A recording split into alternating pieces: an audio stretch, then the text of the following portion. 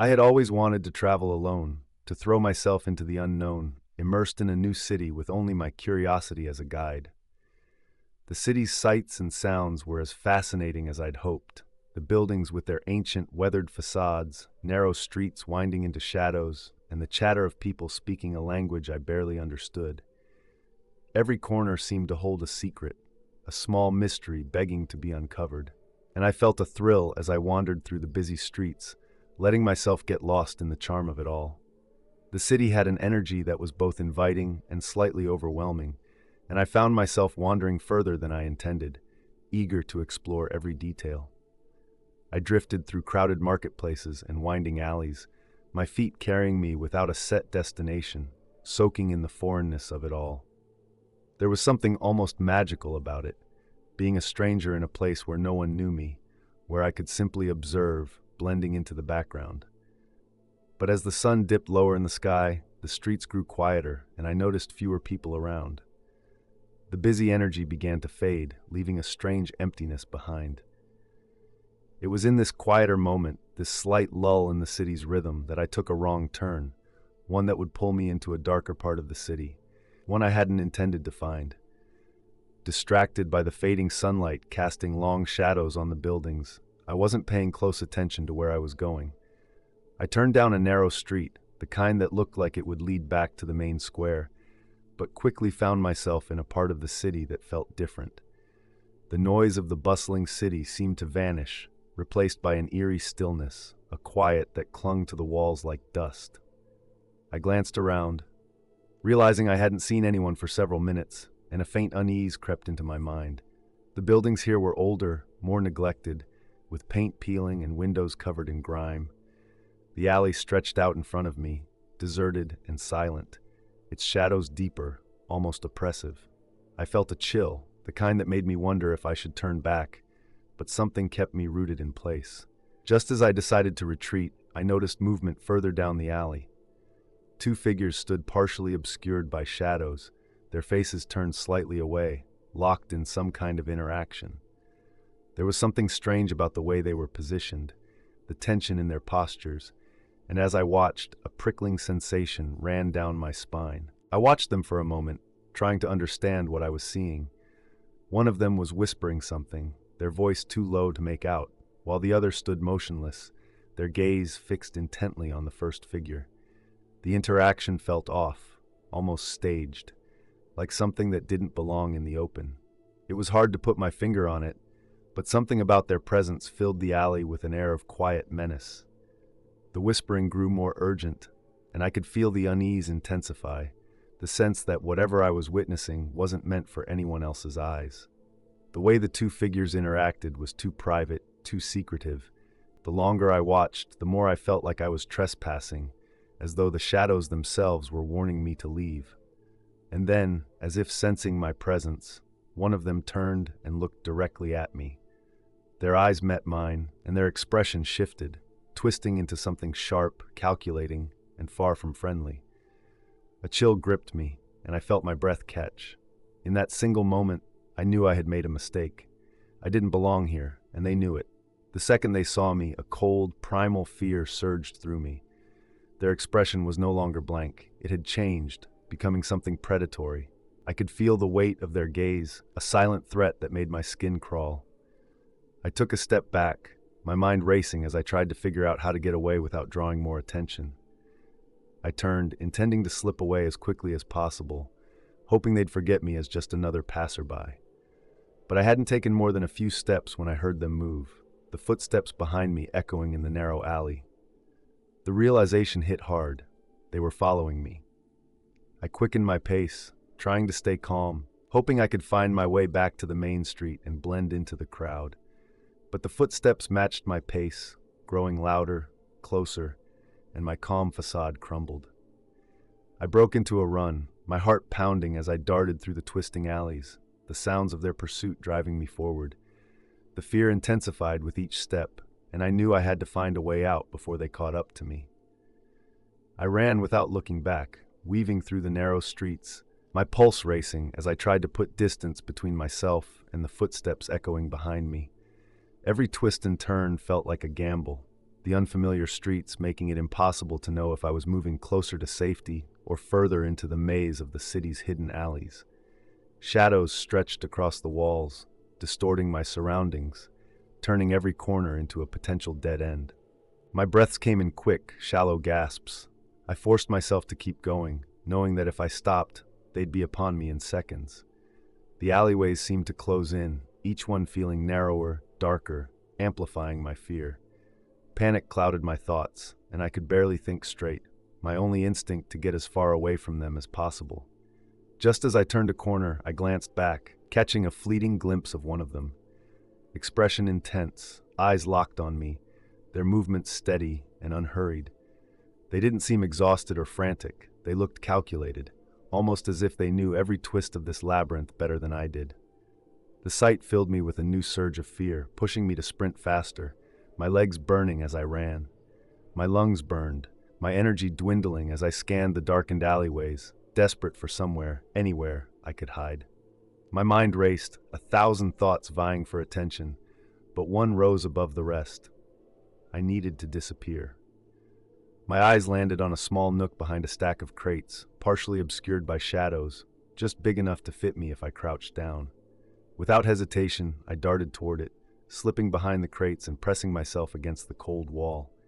I pulled my knees to my chest, trying to make myself as small as possible, barely daring to breathe. The footsteps grew louder, their pace steady, unhurried. I held my breath, my heart pounding so loudly I feared they'd hear it. I watched from my hiding place as one of them passed by, only a few feet away, their face partially obscured by the shadows. They moved slowly, scanning the alley, as though savoring the chase, a faint smirk playing at their lips. I squeezed my eyes shut, willing myself to become invisible, hoping the darkness would be enough to shield me. The moments stretched into eternity as I remained in hiding, every nerve in my body on high alert, listening for any sign that they'd found me. The alley was silent now, save for the occasional distant sound, each one filling me with a fresh wave of fear. I wanted to run, to put as much distance as possible between myself and them, but I knew moving now would only expose me. Patience was my only option. I stayed crouched, unmoving, until I was certain they had moved on, until the quiet finally settled over the alley like a blanket, signaling that I was, for now, alone. Cautiously, I lifted my head, scanning the shadows for any sign of movement. The narrow alley stretched out before me, empty. A mixture of relief and residual fear flooded through me, and I knew I couldn't afford to linger any longer. With my heart still pounding, I slipped out from behind the crates, keeping close to the wall as I made my way out of the alley, my steps quick and silent. My eyes darted around, checking each corner, every shadow, making sure they weren't still lurking nearby. The alley opened up to a busier street, the noise and lights of the city washing over me like a lifeline. I merged into the crowd, the press of people and the hum of the city grounding me. The city's vibrant energy no longer felt inviting. So I looked for a hotel to spend the night, so I could feel a bit safer.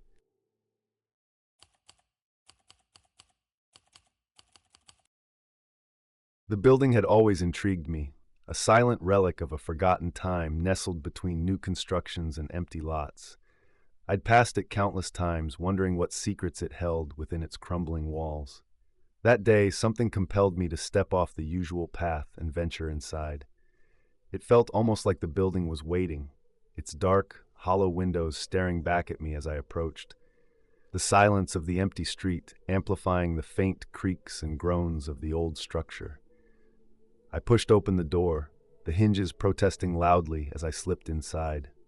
Dust hung thick in the air, and my footsteps echoed in the empty rooms, disturbing the stillness that had settled over the place like a shroud. I glanced around, taking in the remnants of what might have once been an office or a storage area, now filled with broken furniture, scattered papers, and the faint smell of mildew. Despite the decay, there was an undeniable allure, a promise of mystery and forgotten stories. As I wandered deeper, I felt the building close around me, the silence growing heavier, pressing in with an intensity I hadn't expected. I ignored the faint prickle of unease, convincing myself that it was just my imagination, that I was simply spooking myself with the atmosphere. But as I turned a corner, I noticed a narrow door at the end of a hallway, its darkened entrance partially obscured by a stack of old dusty boxes. Curiosity got the better of me, and I decided to investigate. The door creaked as I pushed it open, revealing a steep set of stairs leading down into darkness. I hesitated, the sense of foreboding stronger than before, but the pull of curiosity was too strong to ignore.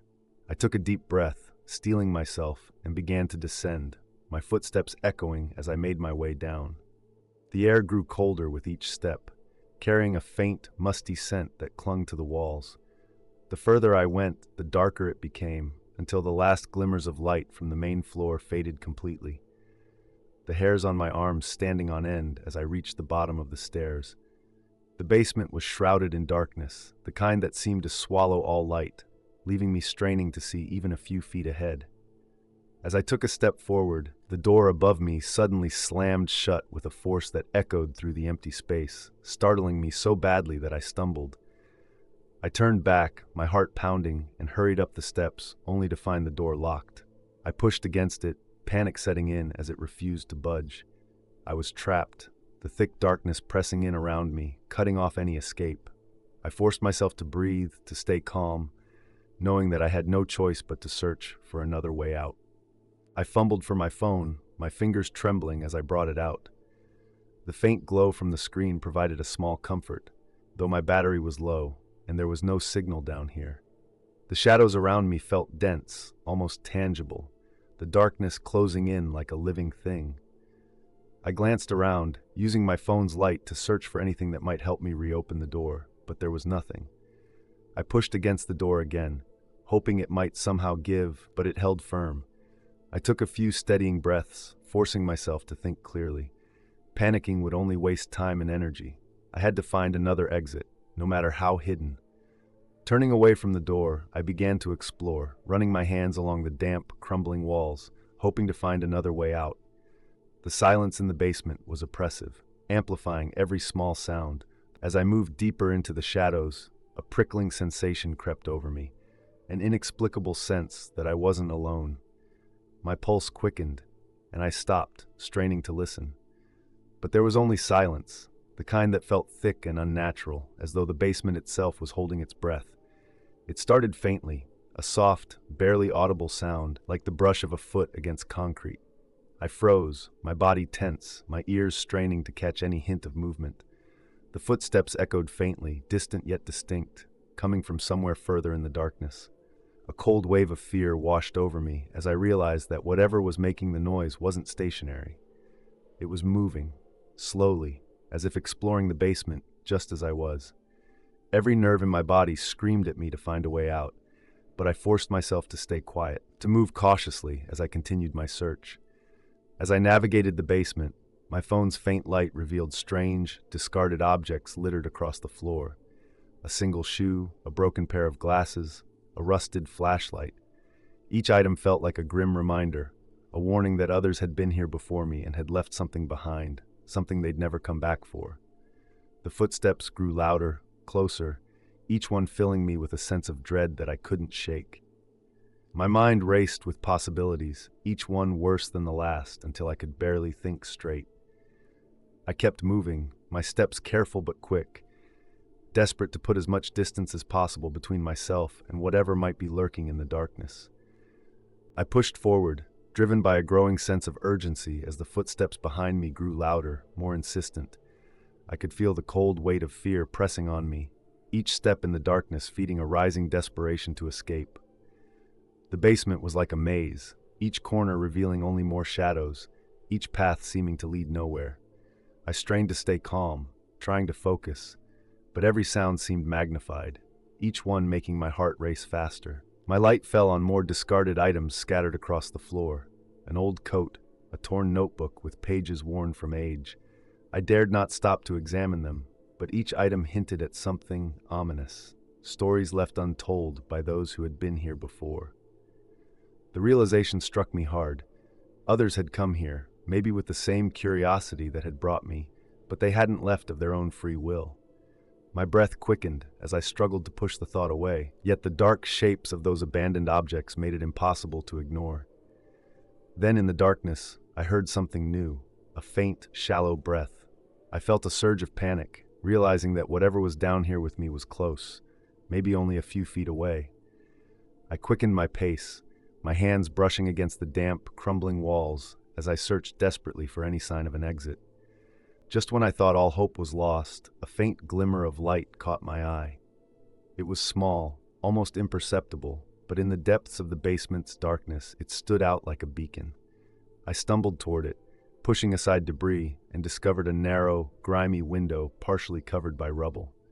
The light was faint, barely illuminating the space around it, but it was real, a sliver of hope in an otherwise hopeless place. I ran my hands along the edges of the window, testing it, feeling the cold glass and rusted metal frame. It was just big enough for me to squeeze through, though it would be tight. Clearing away some of the debris, I braced myself, knowing I had to act fast. The footsteps had stopped, but the silence felt worse somehow, as though whatever was there was simply waiting, watching, its presence heavy in the darkness. With trembling hands, I began pushing myself through the narrow opening, feeling the rough edges scrape against my sides. My heart pounded as I felt the cold air from outside seeping in, mingling with the stale basement air. The thought of escape filled me with renewed determination, and I forced myself to keep moving, even as I felt the walls of the window frame pressing against me. The window was narrower than I'd thought, and I struggled, feeling my shoulders and chest scrape painfully against the rough edges. My fear had pushed me this far, and I couldn't let myself stop now. I twisted and pulled, the chill of the outside air hitting my face and giving me a renewed sense of urgency. I could feel my body trembling with the effort, every muscle strained as I forced myself through. Then, from deep within the basement, I heard the footsteps again, closer this time, moving quickly toward me. A cold shiver ran down my spine, and I felt a surge of panic.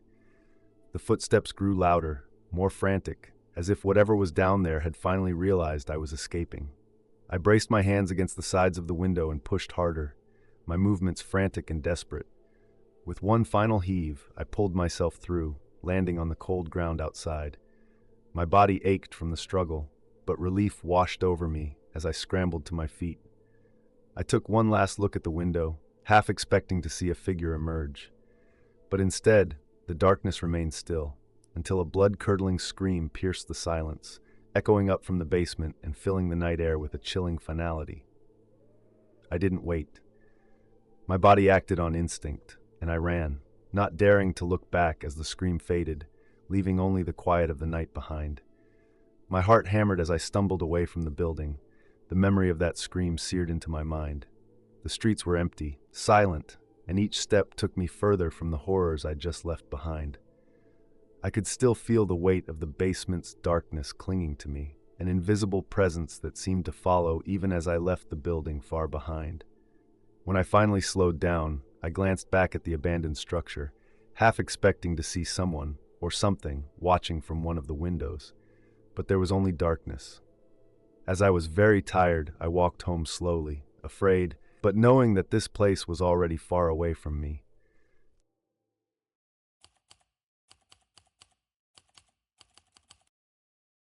The party was in full swing by the time I arrived. The house was packed, music thumping through the walls, voices blending together in a hum of laughter and conversation. It was a friend's celebration, a birthday, or maybe an engagement party. I couldn't quite remember, but it didn't matter. Everyone was there to have a good time, a chance to unwind from the monotony of daily life, and I was looking forward to doing the same. The air was thick with energy, an electric feeling that only gatherings like this could create. The living room was crowded with people, clusters of friends and strangers mixing and mingling.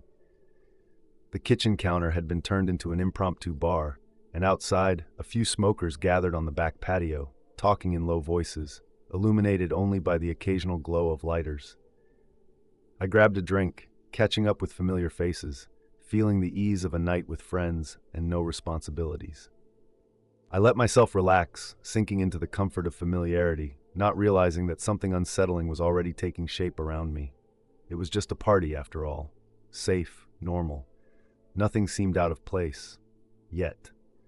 In the middle of a conversation, I felt a subtle shift in the air. You know that strange prickling feeling when you sense someone's watching you? That's how it started. I glanced around, scanning the room, and then I saw them. 3 men, standing at the edge of the living room, watching me. They were strangers, faces I didn't recognize in a house full of people I mostly knew. They were positioned in a way that didn't look casual, arms folded, expressions unreadable, all 3 of them staring straight at me. For a moment, I thought it was a coincidence. They were probably just scoping out the room, or maybe they thought they knew me from somewhere. I tried to ignore it, turning my attention back to the conversation, but every so often I'd look back and they'd still be there, eyes fixed on me without a hint of expression. It felt odd, unnerving, but I brushed it off, telling myself I was just being paranoid. As the minutes ticked by, I moved around, drifting from group to group, grabbing another drink from the kitchen. But every time I shifted my location, I noticed them repositioning as well, always just close enough to keep me within their line of sight. I tried to shrug it off, but something about their focus on me felt wrong, the weight of their stares creating an undercurrent of tension that I couldn't shake. My initial discomfort began to grow. I made my way outside, hoping the fresh air would clear my head, but within moments I spotted them on the patio, standing just out of the shadows, their eyes still locked on me. It was no longer just a feeling, this was intentional. They were following me. Each time I moved, they mirrored my movements, always keeping their distance but never breaking eye contact. I scanned the crowd, looking for familiar faces, anyone who might have noticed this strange behavior. But everyone else was absorbed in their own worlds, caught up in the fun of the night. I considered confronting them, but something about the intensity of their gazes held me back, a quiet threat that I couldn't quite put into words. They weren't acting aggressively, but their silent, relentless attention made my skin crawl. I tried to distract myself, but my mind kept replaying the image of them standing there, watching, tracking my every move. The party no longer felt lively or fun. It felt oppressive, like the walls were closing in, the noise and laughter only masking a growing sense of dread. I knew I couldn't ignore it anymore. These weren't just partygoers or people who thought they recognized me. Their purpose was clear, and it centered solely on me. The tension mounted with each passing minute. They moved closer now, almost imperceptibly, their proximity becoming more suffocating each time I glanced over my shoulder.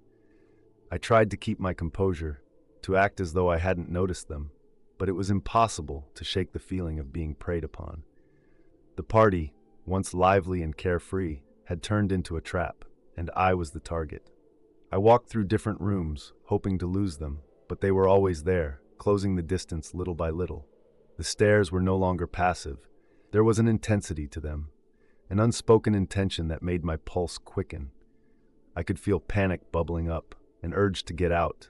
Desperation kicked in. My mind raced as I scanned the room for an escape plan, for anything that might allow me to slip away unnoticed. That's when I saw it, a friend's car keys, lying on a nearby table, seemingly forgotten. It was a risk, but at this point, it was my only way out. I took a steadying breath, steeling myself, and quickly grabbed the keys, hoping none of the men noticed. I was done with guessing games. It was time to leave. With the car keys clutched tightly in my hand, I knew I had to act fast. The sense of urgency was overwhelming, every instinct screaming at me to get as far away from those 3 men as possible. I tried to blend in with the crowd, making my way toward the back door with quick but measured steps. My eyes flicked to the men every so often, watching for any sign that they'd noticed me slipping away. But they remained near the center of the room, their eyes scanning the crowd, searching. My heart pounded as I reached the door, hoping that they hadn't seen the keys in my hand, hadn't registered my intention to leave. I forced myself to breathe steadily, to keep my movements calm and unremarkable. Slipping out without causing a scene felt crucial. The last thing I wanted was to draw any more of their attention. With one last glance over my shoulder, I stepped through the door, praying I'd made it out undetected. The cold night air hit me as I stepped outside, a sharp contrast to the warmth and noise of the party. I paused for a moment, trying to gather my thoughts, trying to calm the pounding of my heart. The backyard was dark and empty, a quiet refuge from the tense atmosphere inside. I moved quickly but quietly, keeping to the shadows as I made my way toward the driveway where my friend's car was parked. Each step felt heavy with dread, the silence amplifying the urgency of my escape. I glanced back at the house, half expecting to see them at the window or stepping out the door, but the yard remained empty. Reaching the car, I slipped inside, immediately locking the doors, the familiar feel of safety washing over me as I took a deep, shaky breath. Once inside the car, I allowed myself a brief moment to catch my breath, my hands still shaking as I fumbled to get the keys into the ignition. I glanced back at the house, feeling a mixture of relief and fear. The backyard was still empty, and I thought, just for a moment, that maybe I'd managed to slip away unnoticed. But then I saw them. The back door of the house creaked open, and there they were, stepping outside one by one, their eyes scanning the darkness, their expressions unreadable. Panic surged through me, and I turned the key, starting the engine. My heart raced as I put the car into gear, the sense of dread pressing down on me like a weight. The three men were standing on the porch now, looking in my direction, their expressions still disturbingly blank. I didn't wait to see what they'd do next. I pressed my foot on the gas, pulling out of the driveway, my hands gripping the wheel tightly as I sped down the dark street, the only thought in my mind to get as far away as possible. The street lights blurred past as I drove, my eyes flicking to the rearview mirror every few seconds, half expecting to see headlights following me. But the road behind me remained empty.